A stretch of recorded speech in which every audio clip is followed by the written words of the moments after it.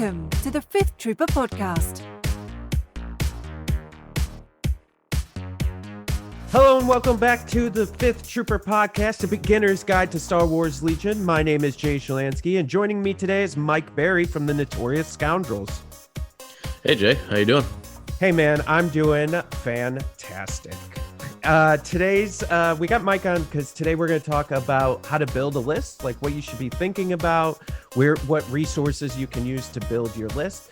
But before we begin, I just want to remind everyone that if you like what we're doing here and you want more Legion content, Mike is from our sister podcast, which is the Notorious Scoundrels, which ends up going a little bit more in depth into the competitive side of Legion. And they do a lot of great breakdowns competitively. So if you're, once you've made it through all our beginner podcasts and you want to start playing competitively, the Scoundrels is the way to go.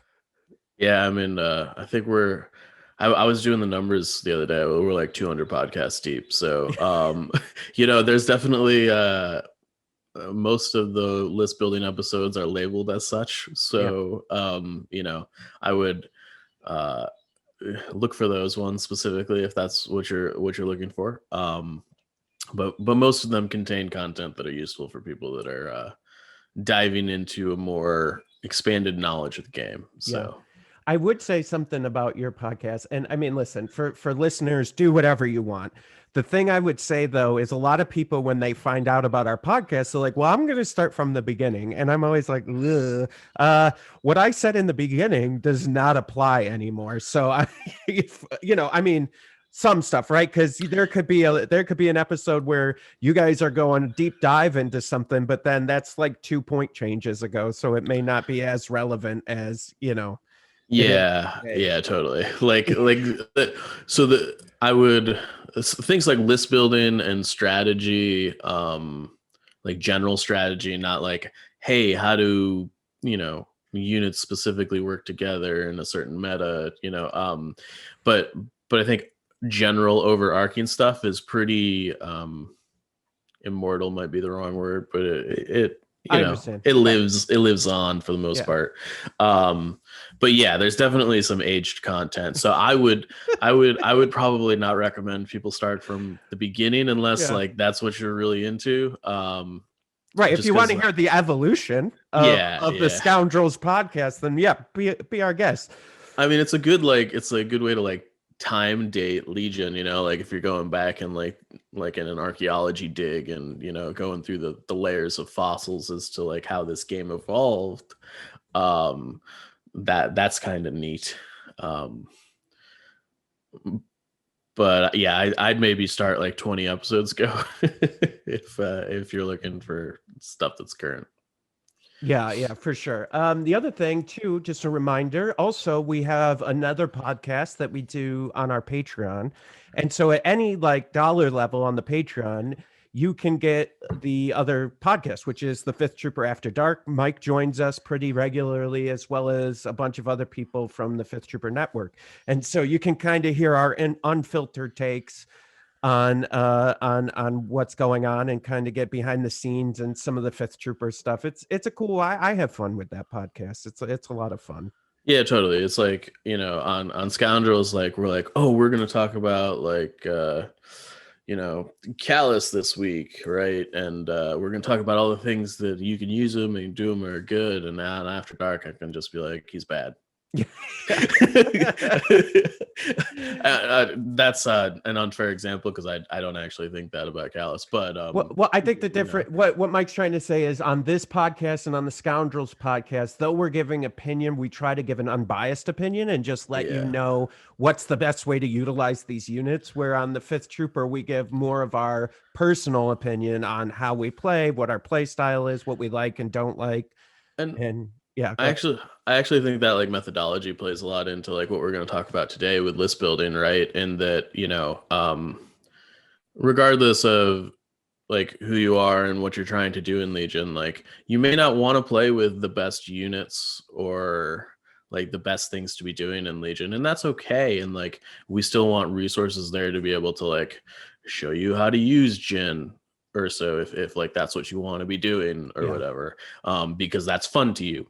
Right. And I think that, that's important, right? Like being able to play a unit, even though it's not the best thing in the game, is still an important skill to have. And we don't want people to feel like they can't play units, because everything in Legion is pretty much playable. Yeah, and you know, and this is something too, like I've always said, and this has been my motto with the list that I bring, especially competitive, is I don't bring meta lists. I bring what I want to play, and then what I do is I just play it as much as I can to just become extremely proficient with that list, and then that seems to make a difference too. Yeah, I mean, it definitely does, because your lists are crazy. So just behind the scenes, everybody, I sent Mike another list this week, and I said this is my final form, and so I'll actually, you know what, I'll talk about it. I don't mind talking about it, and I forget where it is, but yeah, so you know, I think what it is you know, and we could pop right into the conversation, is that you want to do something that personally makes sense to you, because sometimes meta isn't your play style or what makes sense to you in your brain, right? Like my brain clearly doesn't work the same as Mike's or Kyle's from the Scoundrels. Like I just don't work that way. I don't care about numbers. I don't think about numbers when I'm playing. I'm a little bit more erratic when I play, and so I need to like be able to back that up. And so here's the list I just sent. I sent over to the guys to get there. I go, this is my final form. And so basically it's Veers with electro binoculars, 2 stormtroopers with the R4 astromech, 3 naked stormtroopers. And for those of you that are new, naked means they don't have any upgrades on them. So it's just the unit that you get with the base unit cards. So it's 4 stormtroopers in a unit. I have an ATST with the twin light blaster and link targeting array, occupier tank with the RT-97 pintle and link targeting array, and then 2 E-webs. And for those of you that are new, before coronavirus, when we were playing competitively and we were on our way to Worlds, the list that I was playing was a variation of that, but with snipers and no astromechs and no E-webs. And so yeah, I'm really excited to get this list on the table, but it's not a list that most people would consider playing. And because it's more of, when I look at list building, I say, okay, can I visualize myself playing this? And do I understand this unit, like, and what it really does? Yeah, I mean, I think, you know, when we're talking about list building, and you know, to me, the list that you gave us the other day was list building. It was an example of good list building practices, in that list building is not just, generally at least, hey, here's this list, what do you think? It's, you know, that's step one. Oftentimes you come up with this idea and you're like, okay, I have this list, but you know, the majority of list building, unless you're just like your net listing, is the refinement of it, and kind of figuring out what works for you and what doesn't work for you. Like I know, just from like knowing you, that you are not a huge fan of sniper rifles in this game, you know. And I think that the list that this newer list with the E-webs and with the new rules where you can put the E-web and the occupier and fire out of the back of it, which is super dope, I'd like to just point out, is way more Jay Shalansky's play style, you know. And like I think that you know, when you're list building, like particularly if you're not like list building for like competitive play, like making sure there's something in your list that like can happen in a game that feels cool is awesome, right? Like, and I think intentionally incorporating stuff like that is you know, a good way to like build a linchpin for a list to start out. Yeah, and I'll say, and I just want to back up real quick before I say this. If for those of you that are new, Mike said something. He said net list, and that basically means going on the internet and seeing what other people are playing or what the meta was at the latest tournament, and then just playing those lists. Just sorry, Mike. I just wanted to. No, you're cool. You know, I think that when we talk about list building, there's two ways to list build, really, right? There's net listing, which you just described, Yep. and there's like more of like a pure, list building, in that like you come up with your own idea or what you think is your own idea. Maybe somebody's already done it, but you Yeah. don't know that or whatever. And you evolve it, Mhm. and I think what we're going to talk more about today on this podcast is that second part, because like the net listing part is, Yeah. it's kind of already done for you, right? Like you can pretty much go in and take a look at the last big tournament, whether it's Invader League or the Las Vegas Open or the Northeast Open or whatever, and be like, okay, the top like 8 lists are all probably pretty reasonable to play, and you can play them out of the box type deal. But that's really you can really only do that for like competitive stuff, unless you like know where to go hunting. So like if you want to play a Rogue One style list or something, you're not going to be able to find those things online. So you've got to be able to build those yourself, Yeah, and the other thing, we as creators, a lot of people message us and ask us what we think about lists. Like I probably get like 3 to 4 messages a week, with people just, hey, what do you think of this list? And I always say, well, have you played it? Right? Because it doesn't matter what I think. Like I could poke holes in it and tell you, oh well, hey, if you run into armor, you're going to have some trouble here and there. You may just want to think about that. But in reality, you need to, when you create a list, like the list I just rambled off, I told Mike, I said, yeah, here's my new list, but also I need to play it to make sure it does what I think it's going to do. And so like, I'm not sold on that list until I get it on the table. Like from playing for the last, 2.5, 3 years, I have an idea of what it's going to be capable of, but also we really haven't played out in the wild for for a year, so I'm not sure how people are playing, especially with the Clone Wars stuff. So it's very like, I don't know. I have to get it on the table or virtual table and see how it does. Yeah, and I think when we're talking about list building, the most important thing that you can really kind of start off with is like, what is your goal, right? Because depending on the answer to that question, like how you're going to go about this is significantly different. Or rather, the parameters that you're going to use to build your list is very different, right? Because if you come to me and you're like, hey Mike, what do you think of this list? I want this list to play in a tournament with. I'm gonna basically have a bunch of boxes that if they're not checked, I'm just gonna tell you that like you can't play that list, right? Like and that's a very different goal than like, hey, I want to build a list that is like the rebels at Endor, right? And like I want to feel like they're the guys sabotaging the bunker on the table, and I don't really care a ton about winning. Right. I just want to have that Star Wars feel of Return of the Jedi in my games. And at that point, like the parameters that I'm using to like to list build with at that point are very different. They're instead of, are there 3 snipers in your list, are there 10 activations, like those boxes go away, and the new boxes are like, is Han Solo in the list, is Leia in the list, like and so I think it's very important to frame this discussion about list building, and that this game, I think it's easy to focus on the competitive when we talk about list building, but the fact of the matter is the competitive player base is like 1 to 2% of the total people that play Star Wars Legion. I would even argue at some of the tournaments we go to, like Las Vegas Open or even Gen Con, right? Even in that atmosphere at a large tournament, you're still looking at like maybe 10% of the people are truly competitive, and the rest are there just to have fun and like be in a tournament.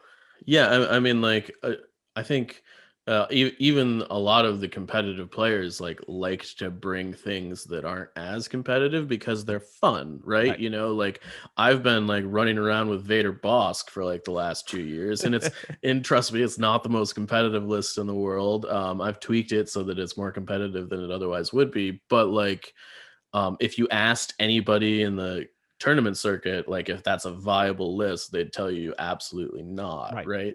right? And so there are things you can do to themed lists to make them more competitive. But the point here being that um, you can really have any goal when you start out with list building, and you just need to kind of set up some checklist parameters for what that ends up Yeah. looking like. And I would say, depending. Okay, this is depending on how skewed you get, and skewed means how off of good you get. And so, but I would say even if you like my list that I said earlier is a skew list, but it does have components that are good. So if I play it enough, and if I get if I get accustomed to the list, and I have like a really perfect understanding of what my list can and can't do and how it operates, that you potentially can still be competitive. So I don't want people to think that a fun list or something they like is in lieu of being competitive. Yeah, and I think no, they definitely can be the same thing, and I would even go as far as saying is that the list that you just posed is actually pretty competitive, in that you took an idea which was originally you like tanks and ATSTs, right? You like Yep. the Imperial double heavy Yeah. thing, Yeah. which is not meta, it's not competitive, super. Like you've definitely done well with it, right? Yep. But like so if you take a classic Imperial list that has like two tanks in it, it's often like 8 activations, right? And Mhm. like so one of the boxes you often have to check at a competitive level is like, is this list 10 activations? Because if it's not, it we don't need to dive into why that's important, Right. but like that is one of the criteria unless you like have a very specific game plan. And so you'll note that the list Jay provided was 10 activations. I actually think it's far more competitive than like the average like themed list or something, because you've built it with competitive goalposts in mind, Yeah. Yeah. right? You're like, okay, well, I'm not taking snipers, but instead of like replacing snipers with like a squad of death troopers, right, you've replaced them with e-webs, Yep. because it basically keeps the activation count the same, right? Yeah. um I think And deployed accordingly, in the right way, e-webs can potentially fill that sniper role, because yeah. Imperial snipers are not not as good as ARC trooper snipers, but they you even though you have that pierce keyword, it generally, with Imperial snipers, you'll be lucky to get one wound around with an Imperial, like lucky. And so, I mean, right? How many of us have rolled double surge, or surge blank, right? And you're like, oh, for God's sakes, that's Imperial You sniper. don't have to sell me Yeah. on not liking Imperial snipers So these the days. E-web adds a different dimension, more wounds, adds more dice. So if you can position and deploy them correctly, they could potentially be doing the same thing as a sniper, if not more, right? Yeah. But Go yeah, ahead. sorry. No, just I was just like, to your point, like when you build a list, you play it, and you're like, hey, this didn't really work for me.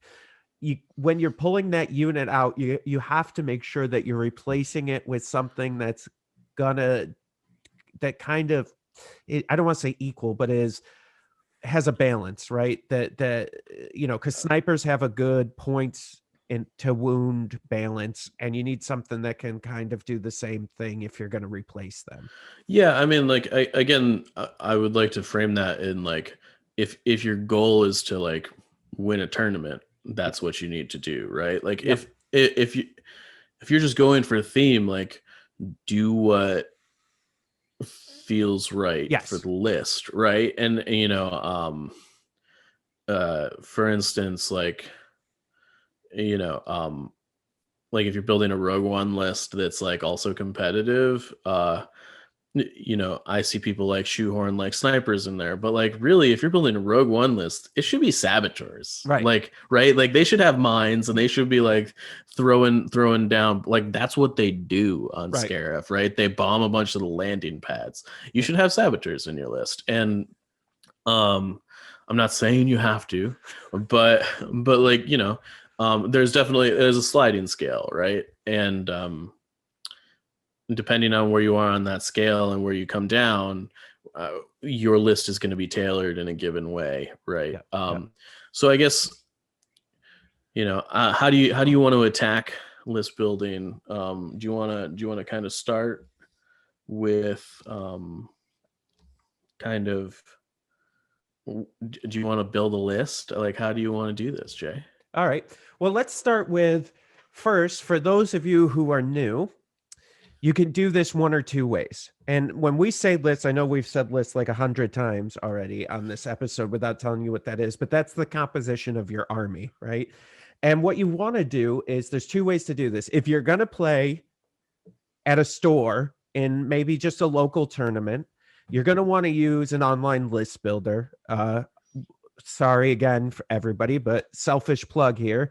Don't apologize. I want to be clear about this. Yeah. We're not apologizing for this. Plug it away. We have a list builder, legionhq.thefifthtrooper.com, and that will have up-to-date points and cards, because what happens is competitively, Fantasy Flight before and now Atomic Mass Games, they will supply point changes and what are called erratas, which are changes to card text. Yeah. And so you won't know that unless you're getting the RRG, which is the rules reference guide on their website, or you're using one of these list builders like ours, Legion HQ. Now, if you're not doing it competitively and you're just doing it at home for fun, just use the points that are on the cards, right? And that's going to be your best. But you do have to follow some rules. And so you want to make sure, I talked about this in the previous podcast, the commander and core have a min max of how many units can be in them. And then the rest of the units all have a max. And then you have to decide on a point. So if you're going to do an army of 800 points, you know, you commanders have a max of 2 and a minimum of 1. And core troops have a minimum of 3 and a maximum of 6. And then all the other subsequent, you know, I already covered this, so I'm not going to go through it again. Yeah. A list builder would help you because it'll automatically tell you if you're doing something wrong. Yeah. And I think that regardless if you're, whatever your goalposts are for list building, the best place to start is the commander slot. It's probably the most important choice you're going to make. Maybe not important. It's the choice that's going to change your list the most. Yep. Based on what your choice ends up being, right? You can pick an Imperial officer, or you can pick Palpatine, or you could pick Dooku or whatever. But regardless, the way Legion works is that the command cards that you're given access to for your choice in the commander slot greatly determines the strategies you can employ in a game of Legion, right? There's some generic cards which can be used with every commander, but you know, most of them are not like game defining or break many rules. So it's generally the commanders that do cool things. Legion is inherently a hero based game, in contrast to like, you know, 40K, where like you've got a hero, but like if they die, they die, kind of, you know. It's kind of like, all right, my character died, but there's no intrinsic change to the game that happens at that juncture. Right. When you lose a hero in Legion, that's a big deal because you also lose a bunch of other resources. And to add on to that, what I would say is not only which in a couple episodes we're going to talk about command cards in the command phase in more detail, but not only are they affecting the game through the command phase, but commanders also have a synergy with other units that you're going to want to use, right? And so sometimes you may love the command cards of, let's say, a Krennic, but he doesn't really fit with tank and ATST all the time. So, you're going to want to go Veers. And so it just stuff like that you need to look out for too. So I think you probably, I mean, I don't know, Mike, before you even get to commander, you probably want to think about, well, what kind of an army do I even want to have? Yeah, I think, it's a little bit of a chicken or the egg thing, I think, Yeah. to some Yeah. degree. I think they're good to think about at the same time, and that, like, a lot of, like, if you're working from a commander outward, a lot of the command cards are going to have rank symbols on them for what they give orders to or what they give bonuses to. Great examples of this are like Cassian Andor's 3-pip, like, does specific things with special forces, and General Veers, like you said, his 2-pip does special things with vehicles, right? Yep. They call out specific unit types, and those are like easy markers to be like, oh, this thing is in my army, I should also be including things that this thing is calling out, Yeah. right? And I think conversely, you can also work backwards, like you were suggesting, by like saying, okay, I want an army of vehicles, like which commanders abilities or command cards call out vehicles, right? And in Yeah. this case, it's basically only Veers. Right, and the Empire, yeah. Well, Yeah. and I think too, part of that is, even if you're not going to specifically give orders to vehicles, you just want to have them in your list. The other thing that you're looking at too is saying it's really hard to have Vader, a tank, and an ATST all in the same list points wise, right? If you're going for 800 points, it's doable. You could do it, but you'll end up with like 7 activations versus, a little bit more. But if you're doing it for fun, it doesn't matter how many activations you have at that point. But Yeah, there's definitely this is kind of where the conversation deviates from, like, there's just like generic list building and then there's competitive list building, because like if we talk about competitive list building, right, if you take any one of those things, you shouldn't have any of the other things you mentioned in your list, right. like, ever. Yeah. Right, like it's not particularly close. So let's talk about, all right, let's frame the conversation. So let's say I'm a newer player. I don't know if I'm going to go to like the Las Vegas Open or Adepticon or any of the big tournaments, but I'm definitely going to play local tournaments. So let's frame it in that kind of conversation. Okay. Yeah, so I think let's just like use an example of, you want to play with vehicles. I think the list you put out there was a good example. So you like really like ATSTs, right? So you pick Veers because he's got a interesting command hand alongside vehicles. He gives some free recovers. He also allows them to his 2-pip gives them dodge tokens and stuff. And you're like, okay, I want an ATST. That's like a cool unit. It looks awesome on the battlefield, right? Maybe you painted it and it's like the prize of your collection, so you want to use it, right? Absolutely. And I think that's totally fair. Just to be like, as an aside, like, use your cool, sweet painted models, man. So you've got 2 units, and at that point, you've got to fill out your army, right? I think that whether competitive or not, one of the boxes that I would put in your list building kind of check pool here is make sure it's at least 8 activations. Whether you're having fun or you're going to a tournament, like, you can win a tournament, like a small tournament, with 8 activations anyways, but like just from a like your army works perspective, 8 activations is kind of the solid minimum. If it's any lower than that, it's not even gonna be that fun to play. and so, just for newer people, the reasoning behind that is, if you have 8 activations, and let's say you face someone like myself who has 10 activations, you're already down 2 turns during the round. And let's say my ATST comes and kills one of your core units turn 1. Well, now you're down 3 turns. And it just starts to snowball, and it gets real not fun real quick. Yeah, So Legion is very much a game of snowballing. Yeah. If you're playing casually, it's a little bit less like that. It's a little bit more spiky, and that like I delete a unit, you delete a unit. Oftentimes, if you've got less experienced players playing, which is fine, but like inherently, the game is like whoever has more guns at any given point is generally pretty advantaged. Yep. So if your opponent can shoot you a bunch of times after you've completed your turn, that's like a pretty big advantage, Right. generally. Which is why we comment on the activations from a competitive side is like, 10 is like, you can't really mess with that number. Yeah. Unless you have some like real good game plan, you may be able to go to 9, but 10 is really the sweet spot.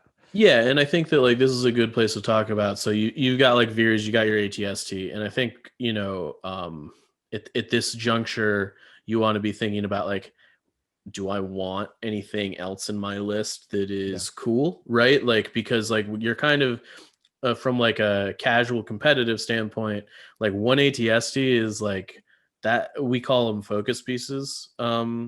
When we talk about like large units that make like significant impact on the game, and an ATST is very much a focus piece.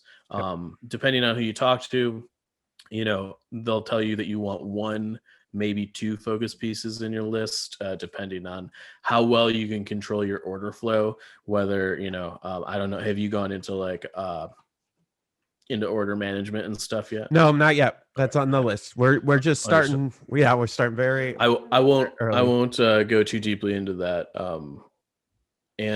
So depending on your order management, you might have one like there. You want to be able to give all of your focus pieces orders on your 1 pip turns, right? So often you only have 1 focus piece. So you're like, okay, I have an ATST. How do I want to fill out the rest of my list?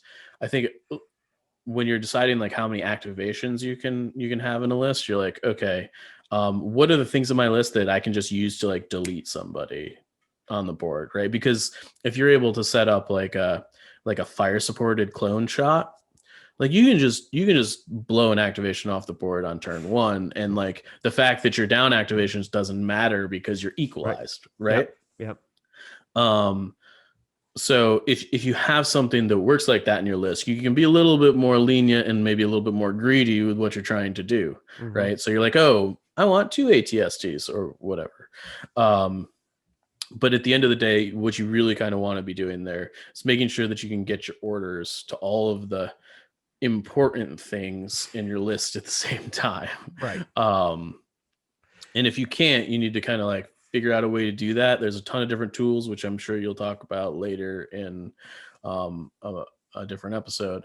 But I think once you get to that point, it's really just about building out your list. And I think with what you've done with the list that you talked about earlier is you took a bunch of naked core units, put some Astromechs in there. Your objective there was to bump up the activation count, right?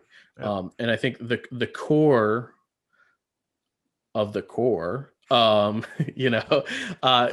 is really the thing that once you've like looked at your focus piece, you need to decide on what that's doing next.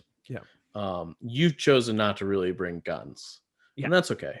I would encourage players that are starting out to bring heavy weapons in those core units, at least to start.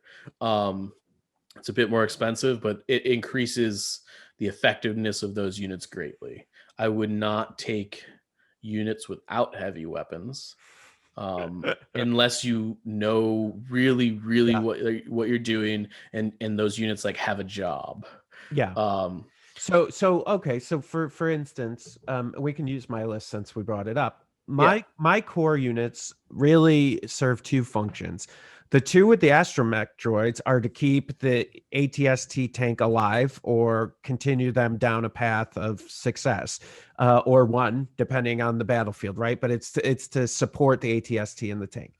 The other 3 that are naked are to grab objectives, right? Like ideally with the bid that I have, and bid is the amount of points I'm under 800. I will be blue player, so therefore I'll get to dictate the battlefield, but sometimes that can get away from you. So you need units that can be able to grab or organize around objectives. And so that's all my cores are for. They're not there to try to take anybody out. They're there more so to just mop up after the tank, ATST, and the two E-webs are done killing things, or at least suppressing things, right? Yeah, I mean, like the core units in your list don't really do a ton, right? They're there for activation padding. They're there to repair your vehicles. Every once in a while they might shoot at something, but like you're not expecting to do damage with them, right? Nope. And so that's kind of like where you need to make a decision. Like, is my core supposed to do damage? Great, let's invest a ton of points in them. And often that is the correct choice just because they're good, efficient units. And there's a reason the maximum is 6 for your core units, right? Like that, it's a core unit based game. Totally. If people could take 12 and like have it be legal in competitive play, they would. Yeah, definitely. So that's a really good point to point out. Like most lists you see are going to have somewhere in the realm of 4 to 6 core units with heavy weapons. That's just pretty standard practice. That's a good benchmark that you can check off when you're building a list. Be like, did I take four core units with guns? Yes, great. I can move on to something else. And I think once you filled out like the commander slot, your focus piece slot, whether it's a tank or, for instance, sometimes your commander is your focus. If you took Commander Luke, I would consider that to be a focus piece. But once you have your commander, your focus piece, and your core built out, you can kind of look at like the extra points you have and decide on what to do with them. In a super competitive level, often the right choice is take 3 snipers.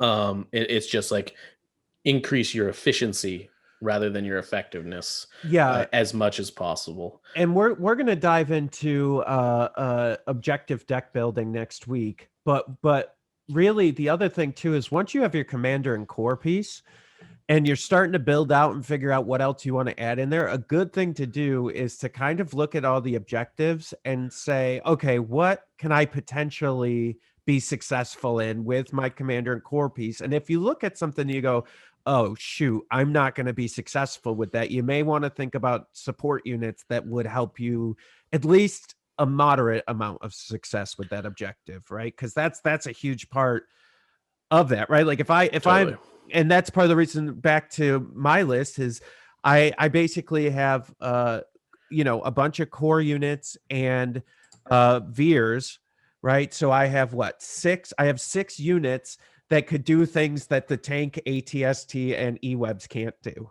And so I, even though they're my focus piece, I still need to be able to back up and say, things are different than I thought they were going to be. How can I successfully win this game? Yeah, I do think that, tailoring your army to what objectives you want to be playing is important. Because like if you've got a bunch of objectives that like required you have trooper units and you've got a bunch of vehicles, that's not going to go super well for you, right? So making sure that like those two things gel is very important. I also think like depending on like we've talked about, the focus core and commander, like if you've got like 300 points left over, you can design with certain objectives in mind, right? Like you're like, okay, I have 300 points. I can just throw like 3 speeder bikes into my list, right? And all of a sudden, like bombing run and breakthrough are very much on the table. And you can kind of decide with like how much wiggle room you have once you've gotten the mandatory stuff out of the way. Because a lot of times I find when I'm building a list, I like get the mandatory stuff out of the way and be like, oh, I've got 100 points left. And like, that's might sound like a lot, but it's like 1 unit, right? And it can be a little bit more challenging than that. Um, Yeah, so I think if you're going to walk away from this episode with any kind of insights on how to start building your list, it's pick a commander and a focus piece. They may be the same thing.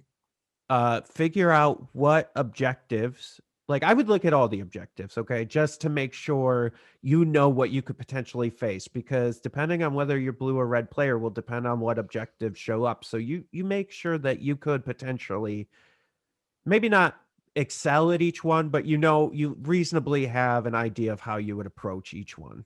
And then after that, I would just fill out my list until I get to 800 points. Right. So, yeah, yeah. I would, the majority of the list building process is just making sure that you're hitting the check boxes that you want to check. Yeah. That's and coming up with that list of check boxes, I think, is the most important thing. Yeah. From anybody's list building perspective, and it's going to be different. So I would recommend, before you build a list, sit down and like just write a list of like 5 things you either want in the list or want the list to be able to do. Yep. And then just like, literally check them off as you include them in the list. And then once you finish them, like check them all off, you can kind of play around with it, right? Yeah. But setting goals for list building is incredibly important. And I don't think that I think you're like, we were talking about like a Rogue One list, but like one of your goals could be theme, and you could still Yes. build theme and still check off the other boxes as well. Like an example would be, let's say I wanted to play a Hoth Empire list. Mhm. You could absolutely have Vader, Snow Troopers, E-Webs, and you'd still have room to throw something else in there, whether it be Stormtroopers or something, right? You could absolutely put other stuff in there that would maybe skew just outside the theme, but could help you clean up a little bit and check your other boxes. Yeah, like I think you could very easily build like a Hoth Defense Force list and be like, okay, I want a good focus piece. Add Commander Luke, right? Yep. I want the Hoth theme, so you add some vets, like an FD turret and like an airspeeder, right? Yep. We're getting into the realm of like, there's a lot of focus pieces in this list, but if theme is your thing, like that's totally cool, right? And so maybe one of your other check boxes for that list is, I don't want to be super competitive, but 9 activations is reasonable, right? Yep. So you make sure that you get 9 activations in there, and I think that as long as you're hitting those goalposts and making sure you're doing what you're trying to achieve with your list, you're in a good spot. Agreed. And clearly you can change those goalposts, as something that we haven't talked a lot about because it's frankly kind of complicated, is once you played a few times with the list, like stage 2 of list building begins, right? And that's changing it. Yeah. And that's a very evolutionary process. It is. And I would like to warn you, what's going to happen, dear listener, beginner player, is you're going to build your list based on what we just talked about. You're going to go out or in, not out really anymore right now, but eventually, but you're going to play the game maybe against a friend, and probably at least 2 out of 4 times you're going to get spanked. Now, what I want you to do is not fix your list yet, because you haven't played it enough. If you've only played your list 4 times, you should get a couple more games in to really make sure, because you don't even know what the list does yet. And so, you know what I mean, on the table. And you could run into some situations where, I know this sounds extreme, but I would almost give it 10 games before you make a list change as a new player. Yeah, I think like you can probably like shrink that if you're not like looking, if like the list just didn't feel cool, and you're trying to be like, and you're more casual, right? Like if the list just doesn't feel cool, change it so that it feels cool, right? Like you want to have fun with the game, right? You're like, oh, this unit isn't doing what I wanted it to do, so I'm gonna add another one Yeah, or sure. whatever. But yeah, I think generally in practice, like specifically as you are gearing up more for, the competitive end of things, putting in the games is important. um you know uh Kyle likes to talk about it a lot, that um like anecdotal evidence is not super helpful. Like you can do the wrong Yeah. thing, or rather you can do the right thing and it can go poorly, and you can do the Yeah, wrong thing and it can go well, right? And absolutely. so like when you're using like one or two games as anecdotal evidence as to like change things, Yeah. um generally that's kind of a bad practice. Yeah, and because the other thing with this game is the dice variance. So, I've had games with that tank that that rolls red dice and it has 8 health, and I've literally had it one shotted at least 4 times. And so, if I just based my decision on my list and how far I was going to go with it off of that decision, I wouldn't have the tank in my list anymore, right? But what you have to come to realize is that maybe 4 times it's been one shotted, but I've had it last through an entire game 30 times, right? So it's just, and then also I could have been playing it wrong at that time too, or just circumstantial, something just bad happened and I put I my want to know what units your opponent's playing with where they're one-shotting tanks. dude, it was just 8 hits and 8 blanks. I don't like it was, Okay, all you're right. just blanking out, right? There's nothing you can do. Maybe not one shotting, maybe that's Okay, an all right, all right. exaggeration. I was But like, but I was like, 8 crits is a maybe lot. maybe somebody got a couple, like one hit in before, 2 hits in before, and then the second shot was, one It feels shot. like it gets one Yeah, shot. Yeah, yeah. yeah, I feel you. But I've definitely seen 8 crits before on the table though. But that's Oh, I dice have to. variance, right? Like it, Yeah, it just or happens. clones. Right, or clones. So I think if anything, and this is something I preach all the time, is whatever list you choose, play it a bunch of times. And like Mike said, if something just doesn't feel right or you're not comfortable with something, pull it out and put something else in. But if you like everything that's in there and you just had a bad day, don't change anything. Just Yeah, just wait, go to the next. The other thing, really nice thing about local tournaments is generally they're 4 matches. So you're gonna get a really good wide stretch on that list in one day, right? You'll play 4 games and you'll be like, all right, I lost 2, but I felt like I could win those. So the next tournament next month, because most stores when we were pre-pandemic were monthly tournaments, right? So all you gotta do is wait 1 month and you play 4 more, and now you're almost to your 10, right? And if you could get 2 games in between with a buddy, well, now you've got your 10 games and you know where your list stands, right? And that's yeah. I mean, I think the biggest thing is when you're starting out, make sure that the units that you're playing with are like fun to you. Like some people do not like put Palpatine on the table and they're like, this is not for me. yeah. And so just like find the things that make you like are fun and make Yeah. it you have a good time playing the game, and then extrapolate from there. And I would say, even for someone like myself who's been playing for 3 years or so now, like the tank, I have so much fun putting that on the table and just like hauling ass across the table with a tank, and like it's just something about it speaks to me. And like, Yeah. and so that's why I play it. And so I encourage, Mike's right. I encourage you guys to do the same. Okay, so that about ends this. What I'd like to say, if you're still here at the end, we're not going to have a companion blog piece this week because actually Mike has done some videos on list building, which will get a little bit more in depth to what we talked about today. And so we will be making those live probably in the next few days after this episode goes live. So just check out our YouTube channel.